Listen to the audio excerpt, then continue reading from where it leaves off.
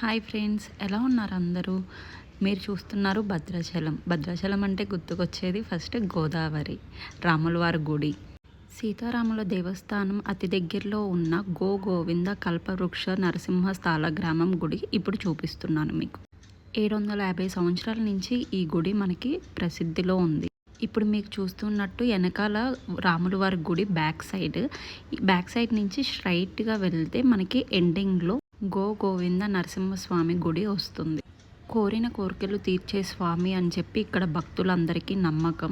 అహోబల మఠం నరసింహస్వామి గుడి పక్కనే ఇక్కడ మనకి గోవింద కల్పవృక్ష గుడి ఉంటుంది. ఆలస్యం ఎంటర్ అయిపోదాం. ఎంటర్ అవ్వగానే మనకి గోమాతలు ఎంట్రెన్స్ ఉంటాయి. ఆవు, దూడ, గోమాతలు ఇలా చాలా మనకి కనిపిస్తాయి ఎంట్రెన్స్లోనే.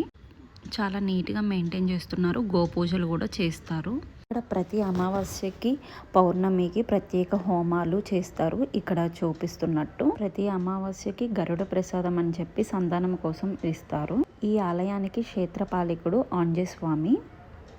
ఒక భక్తుడు నరసింహస్వామి కోసం బాగా తపస్సు చేస్తున్నప్పుడు చాలా సంవత్సరాల తర్వాత ఆయన అనుగ్రహం కలిగి భక్తుడు తపస్సుకి నరసింహస్వామి మెచ్చి నరసింహస్వామి రాయి రూపంలో ఉన్న స్వామిని ఈయనకి భక్తుడికి అందజేస్తారు. ఇప్పుడు ఆ స్వామి వారికి ఇక్కడ మనం పూజలు, హోమాలు అంగరంగ వైభవంగా జరుగుతాయి. ఇక్కడ మీకు ఫోటోలో క్లారిటీగా చూపిస్తున్నట్టు సేమ్ అలాగే ఉంటారు స్వామివారు. విషయానికి వస్తే 300 రూపీస్ ఛార్జ్ చేస్తారు. ఒక ప్రమిద ఇస్తారు. తులసి చెట్టు దగ్గర ప్రమిద వెలిగించి మనం స్వామివారి సన్నిధిలో కూర్చుంటాము.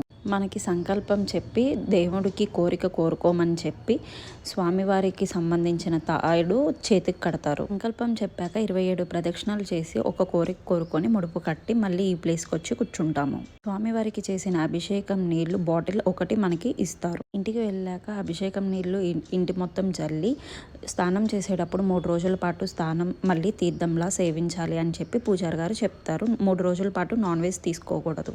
తో పాటు పాంప్లెట్ ఇస్తారు. ఆ పాంప్లెట్లో ఉన్న మంత్రాన్ని 3 రోజులు చదువుకోవాలి. అమావాస్య రోజు విశేషంగా హోమాలు, పూజలు జరుగుతాయి. హోమం చేసుకుంటే చాలా మంచిది, కోరిన కోరికలు ఇంకా త్వరగా తీరుతాయి అని చెప్పి ఇక్కడ భక్తుల నమ్మకం.